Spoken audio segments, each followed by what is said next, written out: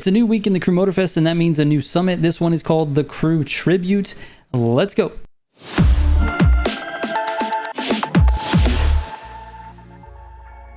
All right, before I get into it, shout out to Simgii for helping out with the shortcuts and the best lines for this particular summit. You can go check out his channel. There's a link in the description down below. All right, let's get into it. Let's start out with the cars as always. So for the summit bundle, you're going to need the Bugatti Divo, the Chevrolet Camaro SS, and the Ford Mustang GT convertible. One's a hypercar, the next one's a rally raid, and then it's a street car for the Ford Mustang. The Mustang and the Camaro are just not real fun to drive for this summit, so just be prepared to suffer on those two races. Now you're going to need a couple of additional vehicles. You're going to need a low altitude plane. For that, I recommend the P51 Mustang. You'll need a bullseye car and plane because you do have to switch from car to plane in this bullseye. So I recommend the RB18 Disruption Edition AGP car, and then the Zivco Edge for the plane. Now you could use a different plane that's a little faster, but this particular bullseye just requires a couple of pretty sharp turns. So I think the Zivco is just a better option. Now you also need a buoy smashing boat. And for this, I use the 1414 Demon. It's pretty wide. It usually will take out a lot of the buoys in those like big clusters. So that's why I use that. But some of the best scores are being scored in that tiny little boat. You can use that one if you want to. I forget what the name of it is. All right, the keys to the summit are for sure the part sets. Now the part sets are important for all three of your feats this week. You need to have score breaker on your planes, on your AGP, on your boats. I mean, you just have to have it in order to score well. If you do have it, the runs that you have are not as important. You just need to hit all of your checkpoints or all of your bullseyes or all of your buoys. You'll do fine as long as you have score breaker with skilled as your affix, and then probably pure for the other one, even though it's honestly not that important. Make sure you have score breaker and skilled. All right, here are the pro settings for the cars I just mentioned.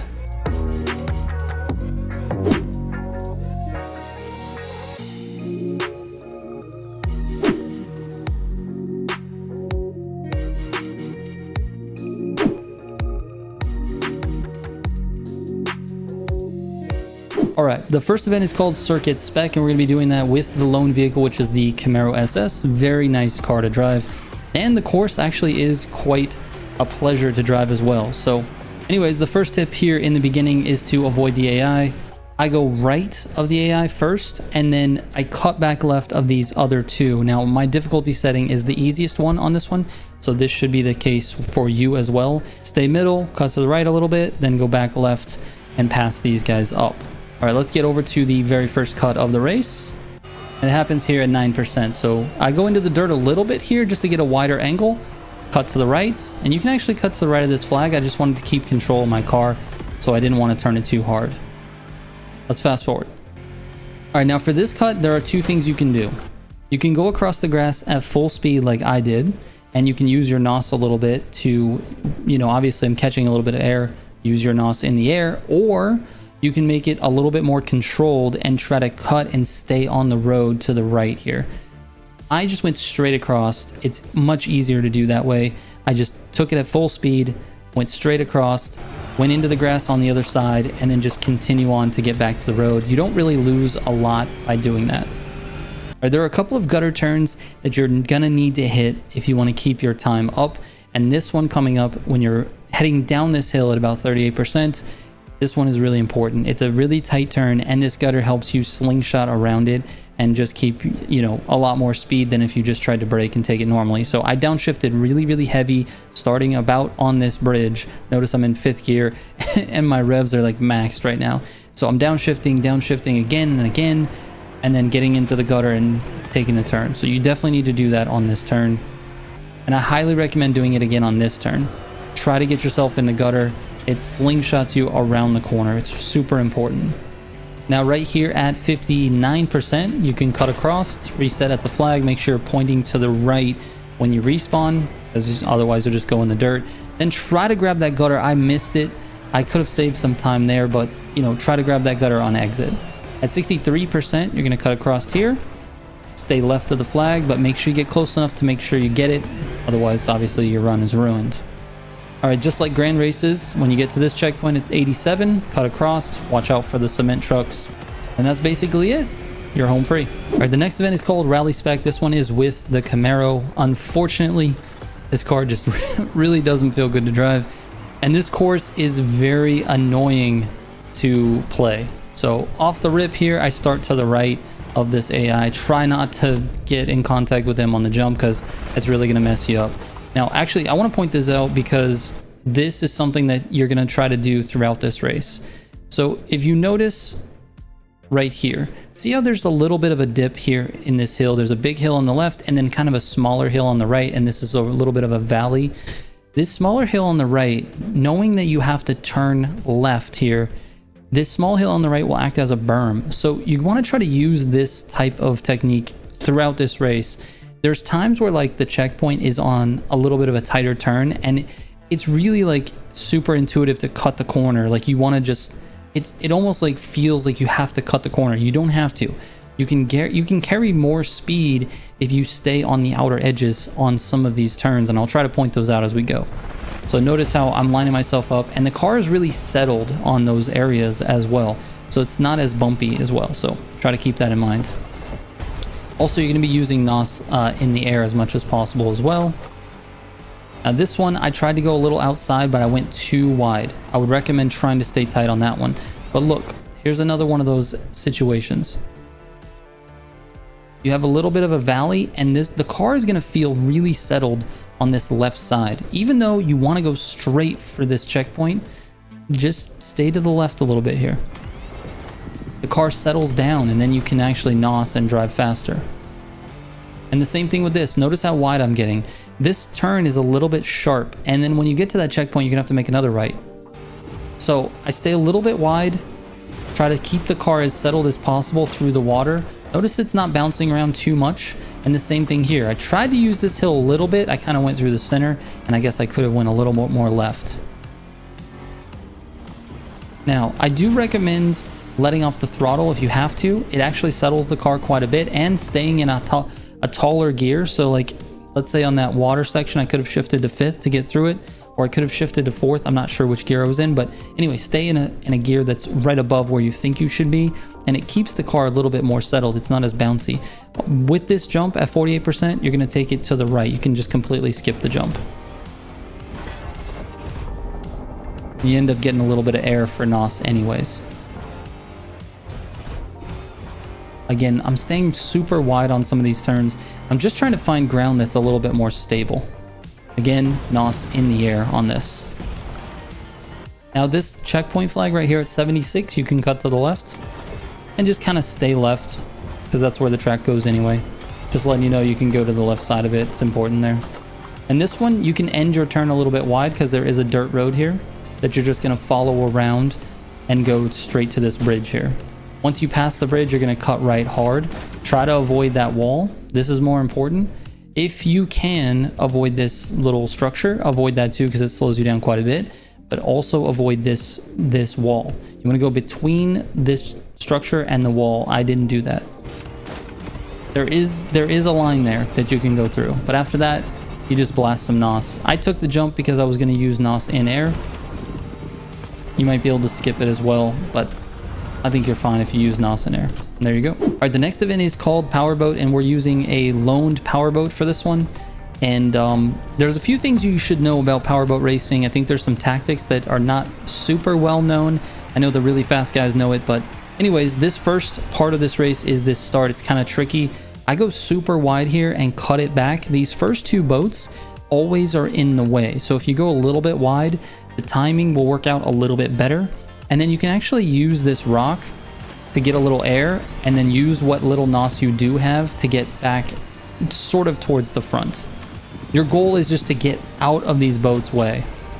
Again, use a little bit of NOS. Now that's a tactic that a lot of people maybe don't know about, is the in-air NOS for boats is very high, and you might know that, but if you use the buoys, you can catch a little bit of air, and you can sort of get air NOS where you really weren't gonna get it in the first place. I actually was trying to get it there and I missed it. But if we look here, on this one, I believe I get it. Let me see. Yes, you get a tiny bit of it, and it makes a huge difference. I think on lap 2, I hit that a little bit cleaner. Now this turn up here is actually really tricky. I take it a little bit wide, and I hit these buoys to try to get some air NOS. I didn't do it very well. If you hit it super fast, you can actually get air nos and shoot yourself towards this checkpoint. So it's not quite optimized here. Notice my speed drops to 131. It definitely could have been better than what I did. Here is just getting it back up to 170. You want to try to keep this boat at 170 or above most of the time that you're driving it. Again, this is all straight. No big problems here. No secrets. But I do hit this checkpoint for air nos. Notice how fast you go. Over 200 miles an hour in the air. It's great. Now on this particular turn, this tree right here, this breakable tree on the left, I go as close as possible to this, and then I'm turning in way early. I'm telling you, way early, because this turn is a lot sharper than you think. Way early. And then nos out of it. Try to get yourself back up to 170. And then you're just going to rinse and repeat that. On this first turn again, you're at full speed. You still take it as wide as possible. You don't have to hit the rock because there's nobody in your way. If you do hit the rock, you can get a little bit of air nos from it.